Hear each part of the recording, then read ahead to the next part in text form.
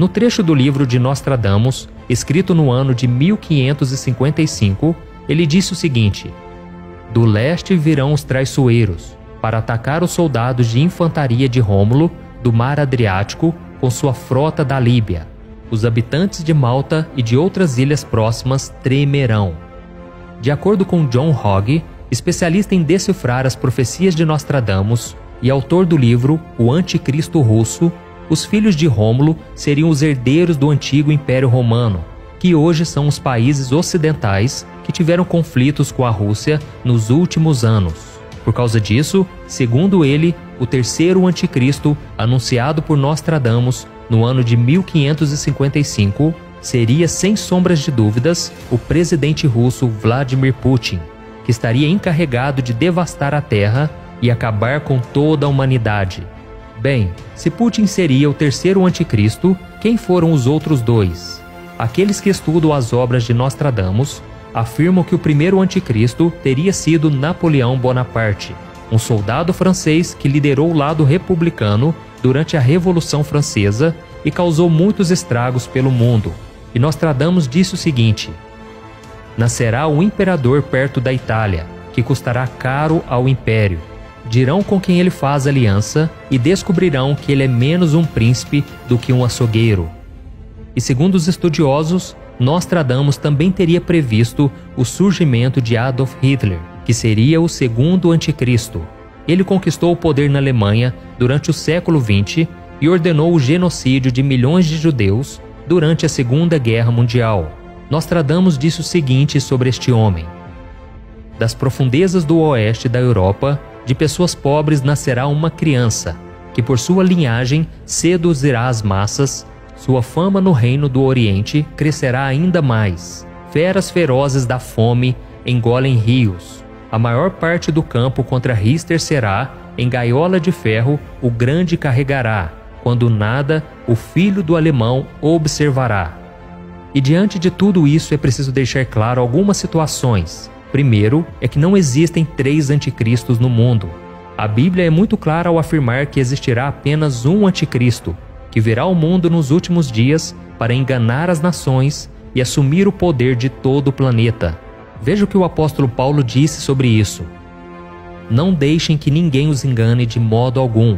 Antes daquele dia virá a apostasia, e então será revelado o homem do pecado, o filho da perdição. Este se opõe e se exalta acima de tudo que se chama Deus ou é objeto de adoração, a ponto de se assentar no santuário de Deus, proclamando que ele mesmo é Deus. Então será revelado o perverso, a quem o Senhor Jesus matará com o sopro de sua boca e destruirá pela manifestação de sua vinda.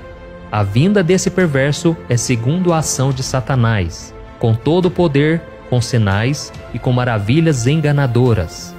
Ele fará uso de todas as formas de engano da injustiça para os que estão perecendo, porquanto rejeitaram o amor à verdade que os poderia salvar. Por essa razão, Deus lhe envia um poder sedutor, a fim de que creiam na mentira, e sejam condenados todos os que não creram na verdade, mas tiveram prazer na injustiça.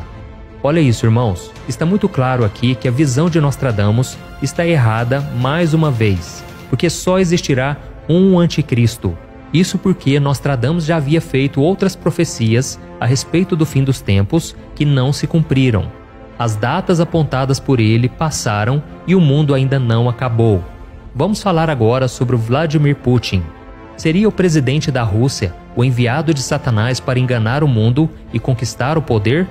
Antes de responder essa questão, vamos entender um pouco quem é este homem que está coordenando o ataque sobre a Ucrânia, tirando a vida de milhares de pessoas inocentes e causando uma tensão enorme em todo o planeta.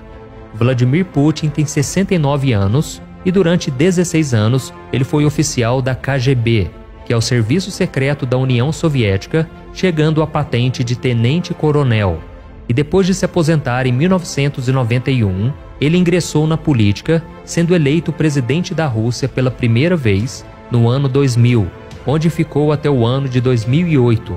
E em 2013, ele voltou à presidência, onde permanece até hoje.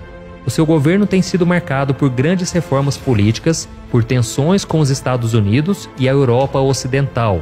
pela rigidez com os rebeldes e pelo resgate do nacionalismo russo. Vladimir Putin teve vários desacordos diplomáticos com outras potências mundiais e por causa disso nós podemos chegar à conclusão de que ele não é o anticristo. Por pior que o presidente da Rússia seja, ele não é um enviado de Satanás que a Bíblia tanto fala, e eu vou te explicar por quê, baseado no que a palavra de Deus diz. Por exemplo, o profeta Daniel afirma que em determinado momento da história surgirá um homem muito poderoso e inteligente, que virá de um cargo político muito importante e conquistará a confiança de muitos. Com seu poder de persuasão e um discurso voltado para a paz e a prosperidade, o anticristo convencerá os líderes das maiores religiões do planeta que a melhor saída para a humanidade será a criação de uma aliança mundial que, segundo ele, trará harmonia absoluta a todos os habitantes da Terra. E se olharmos o histórico de Vladimir Putin como governante, veremos que ele só causou e ainda causa mais tensão, mortes e insegurança, algo totalmente contrário ao início do reinado do anticristo. Vladimir Putin não pode enganar as nações com uma falsa esperança de união global, porque ele é totalmente contrário a isso. E a Bíblia diz também que o anticristo surgirá em um momento em que o mundo estará passando por um grande conflito. Então, este homem, que provavelmente será um grande influenciador político, surgirá como a grande solução para todos os problemas da humanidade. Ele trará a paz e a segurança que o planeta tanto espera. E é exatamente por isso que o Putin não é o anticristo. Mas tem uma coisa muito importante que eu preciso dizer. Por mais que o presidente da Rússia não seja o anticristo, está muito claro que todos os homens cruéis da história foram tomados pelo espírito do anticristo. Isso mesmo, por mais que o anticristo não tenha sido revelado ao mundo, o seu espírito já está em nosso meio e opera de forma maligna na vida de muitas pessoas, principalmente dos líderes mundiais. Veja o que o apóstolo João disse: vocês podem reconhecer o Espírito de Deus deste modo. Todo espírito que confessa que Jesus Cristo veio em carne procede de Deus, mas todo espírito que não confessa Jesus não procede de Deus. Esse é o espírito do anticristo, acerca do qual vocês ouviram que está vindo e agora já está no mundo. Olha isso, irmãos. Como nós vimos, o espírito do anticristo já está no mundo e todos nós devemos ficar alertas. Precisamos orar para que Deus tenha misericórdia do povo ucraniano que está sofrendo tanto com essa guerra e também orar para que as pessoas se voltem para o Senhor enquanto há tempo. E se você ainda não entregou o seu coração e a sua vida a Jesus, deixe que Ele governe a sua vida e não seja como a maioria das pessoas que não querem obedecer à palavra de Deus e vivem como se Cristo nunca fosse voltar.